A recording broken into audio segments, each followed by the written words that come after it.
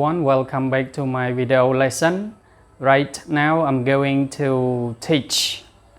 another 5 phrases or structure.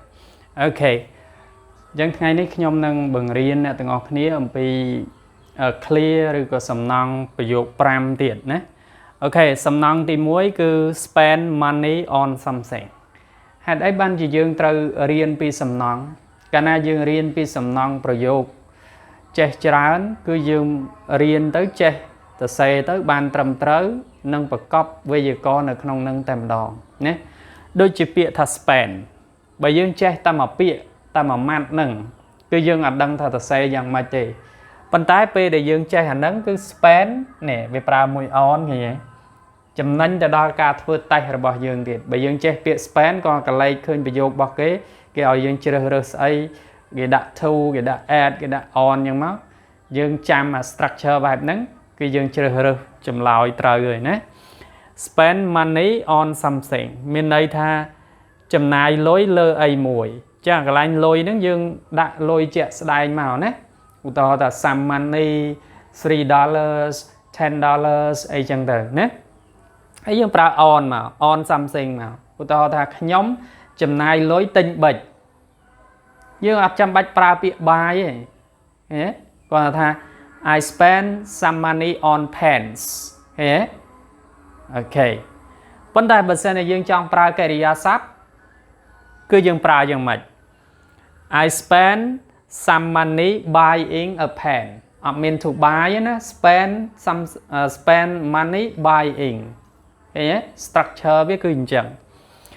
អូខេអញ្ចឹងពាក្យ spend តាក់ទងនឹង spend money យើងប្រើ on នេះ on something អូខេ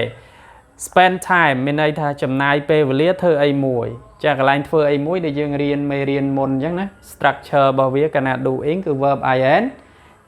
ដល់ពេល time ហ្នឹងយើងដាក់ពេលវេលាជាក់ស្ដែងមកណា 1 hour 2 hour 20 minutes 15 minutes ឃើញទេចំនួនពេលវេលាអូខេចឹងមានន័យថាចំណាយលុយទិញលើអីមួយចំណាយពេលវេលាធ្វើអ្វីមួយអូខេតោះណាពាក្យ spend ឥឡូវចូលទី 3 prefer something ឬក៏ somebody កន្លែង something គេដាក់អ្វីមួយ somebody ដាក់នរណាម្នាក់ណាអូខេឧទាហរណ៍ I prefer you I prefer her I prefer sock I prefer សៅអីចឹងទៅណាអូខេ prefer ហ្នឹងមានន័យថាពេញចិត្តដល់ពេល structure នេះណាអ្វីដែលយើងត្រូវរៀនទៀតដែរបើយើងអត់ដែររៀនគឺគេដាក់ចម្លើយមកគឺយើងជ្រើសរើសខុសហើយឧទាហរណ៍ថា prefer something to something អញ្ចឹងជាសំណង់ structure របស់គេ original របស់គេគឺអញ្ចឹង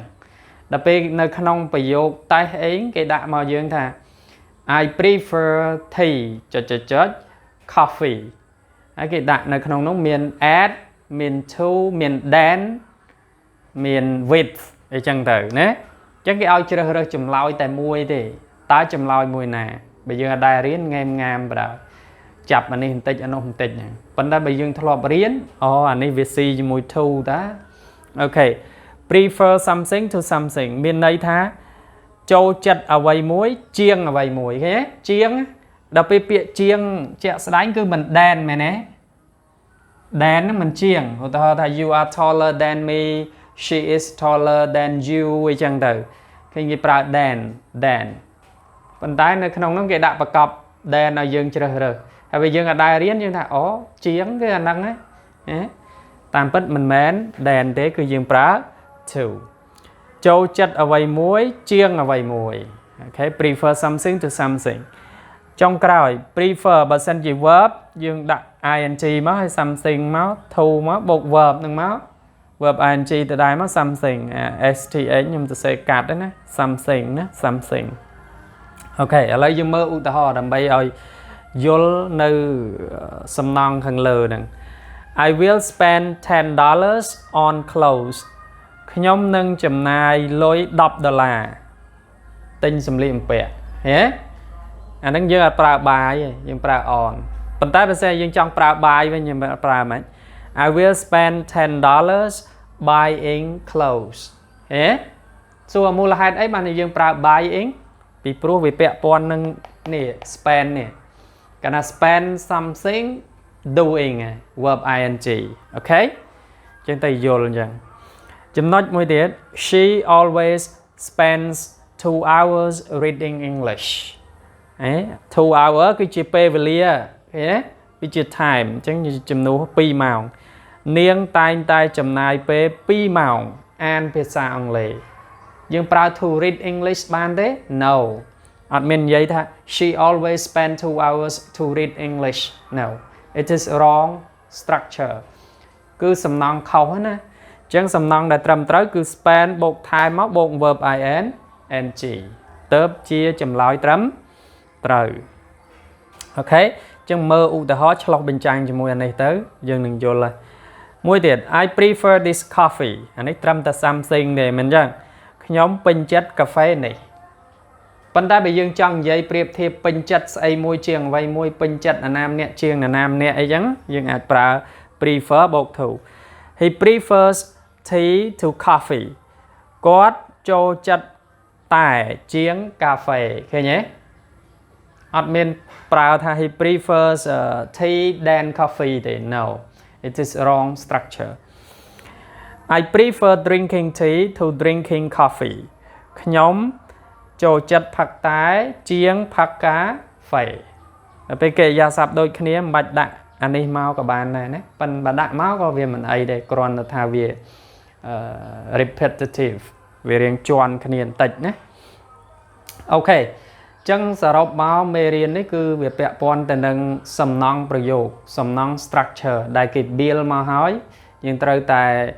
រៀនឲ្យចងចាំនៃ structure ហ្នឹងហើយយកវាទៅប្រើប្រាស់ណា